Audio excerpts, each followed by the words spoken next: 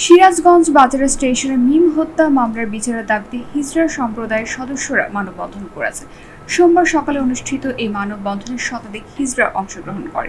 মানববন্ধনে তারা এক দফা এক দাবি দেন, আসামিদের সর্বোচ্চ শাস্তি নিশ্চিত করতে হবে। বাজার স্টেশনের মূল সড়কে মানববন্ধনটি অনুষ্ঠিত হয়। সেখানে হিজড়া সম্প্রদায়ের সদস্যরা প্লেকার্ড ও ব্যানার নিয়ে উপস্থিত হয়। ব্যানারগুলোতে লেখা ছিল মিম হত্যার বিচার চাই, আসামিদের ফাঁসি চাই ইত্যাদি।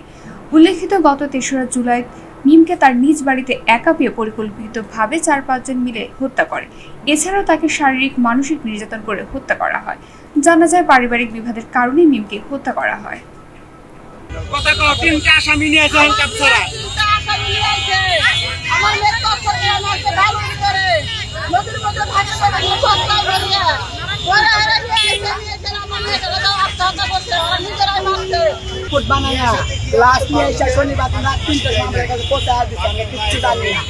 আমাদের মেয়ে নিয়ে গেছে, আমাদের মেয়ে মৃত নিয়ে গেছে।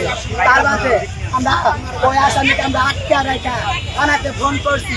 থানার প্রশাসন লোক যায়া কামরুল দারোগা ওখানে যায়া কোন জায়গায় আছে মার্ডার কেসের আসামি ৩ জন আসামিকে কামরুল স্যার হ্যান্ডকাপ স্যার তার বাড়ি থেকে নিয়ে এসেছে। হ্যান্ডকাপ স্যার বাড়ি থেকে নিয়ে এসে নিয়ে আসার পরে এখানে রেখা দিচ্ছে। রেখা দেওয়ার